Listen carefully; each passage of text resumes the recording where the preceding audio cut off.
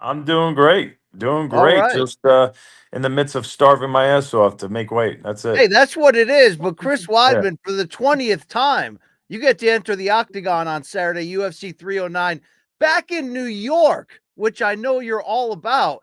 I Yeah. got to give you credit, Chris. You have shown the last few years a perseverance and hunger to still do this job that I'm not sure you get the credit for. Why? Why are you this hungry to walk out the end of your career on your own terms like this? I think a lot of it has to do with that. Like I've gone through tons of adversity, and especially, I mean, I've had 30 surgeries, and then the leg break, probably the most catastrophic injury in the history of the sport, the only compound fracture.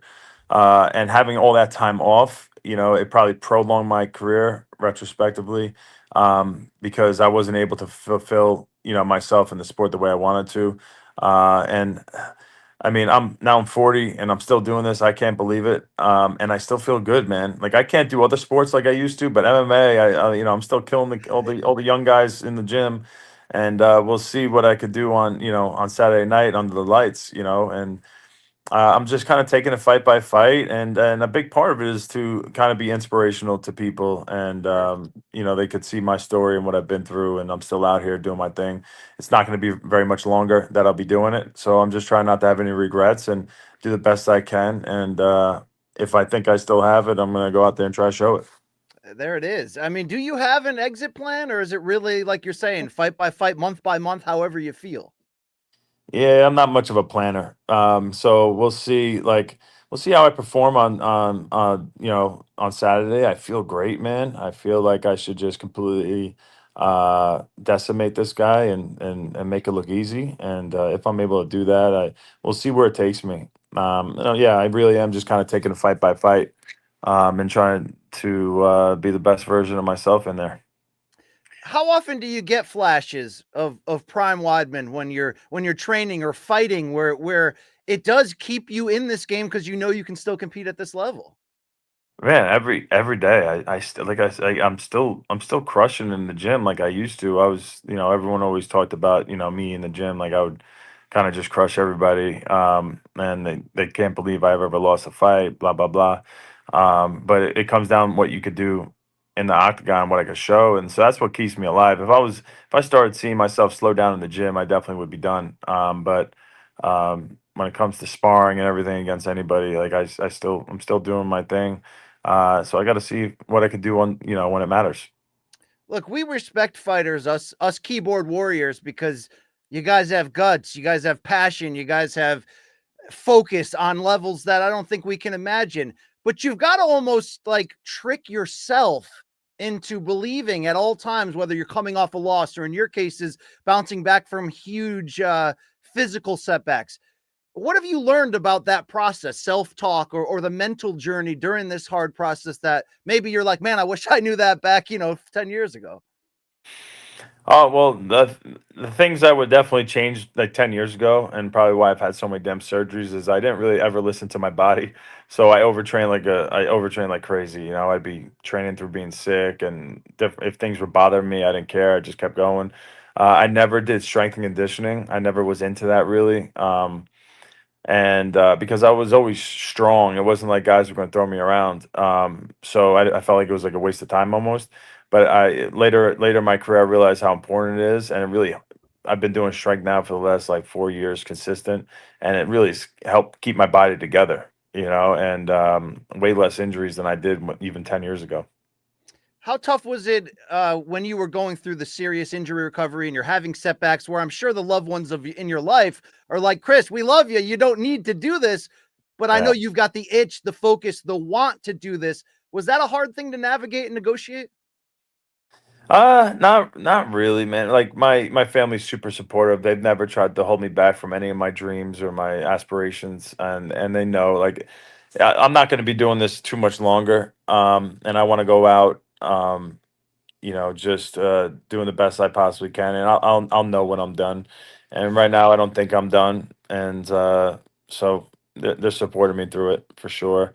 Yeah, and during that time period, it was more like I just had to take day by day. I had a lot of bad days, and you just try to find like moments of hope. and then you focus on those hopeful moments as much as you can, and you find blessings in disguises. You know, you try to grow as a person.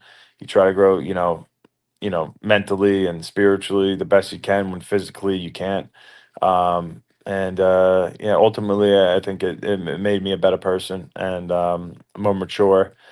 And you realize, the people around you who matter, and just being super grateful for, like, my family and everything I have.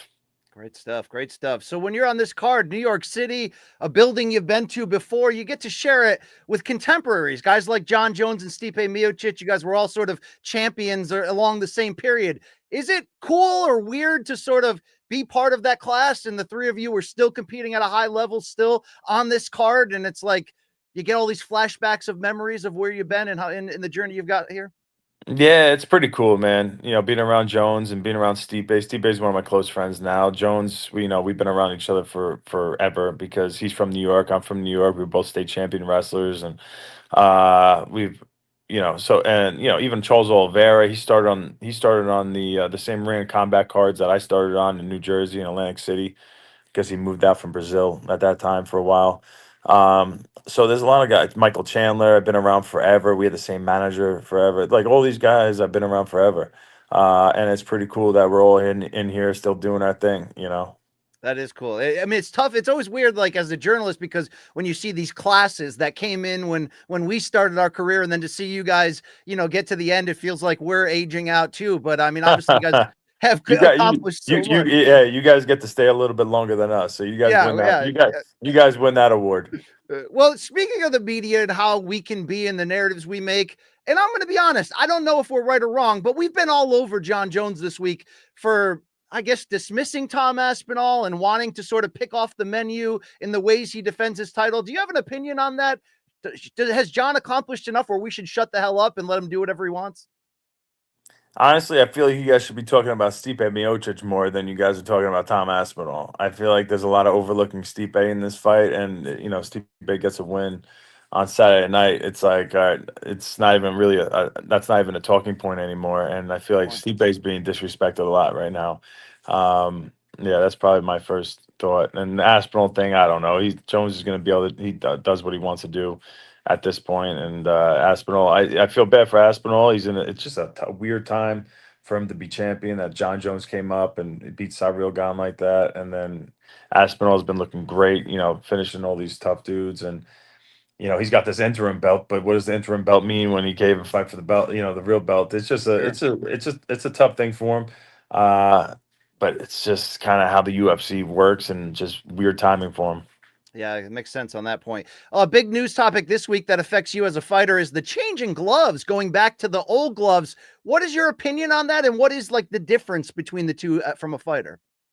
I mean, I trained with the new gloves this whole training camp. At first I thought they were, to be honest, I thought they were kind of like just crappy, and like they look weird, and the lettering fell off at the second training day. And I guess there's like layers, I guess, in the padding, and they're less wide.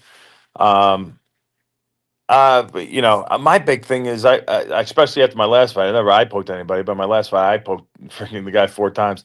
I really wish the gloves had like a curvature to them, like our training gloves that we train in. It all bends your fingers, and you can still grapple and punch, no problem. And so that would be my wish, is that the gloves had good curvature, and neither one of them do. So I don't know. It doesn't really matter to me. I guess the older UFC gloves, I guess I'm used to them more, so I can't complain. But I had no problem with the new gloves either when I was training with them. Are you hoping that they go back full time to the old gloves? I think it's kind of feels like it's up in the air. What I'm hoping is that they talk to some other company or something that can do the curved gloves. I know Trevor Whitman, I think, had some gloves that he was trying to introduce to the UFC that are really good, that have a curvature to them. But I don't know why we don't do that. There's just the eye poke thing in MMA is just too much of a factor, and it shouldn't be. If you just throw a curvature into them, we wouldn't have to deal with that. Do you think we hear debates sometimes, maybe the referee should take a point on the first warning so that the eye poke stop? Would that actually stop it? So I don't know. I don't know, man. I don't think that's I just think it's the gloves, and you have to realize in there, if you're going against a southpaw and you're an orthodox fighter, you have to stay on top of that front hand, and you're battling for that position. You can't do it with your fist closed, you know? And so if the guy explodes in on you, your fingers kind of come out to push him away a little bit, and shit happens. It's not like anybody's aiming for the eyes. It just crap happens sometimes, and it's just unfortunate situation.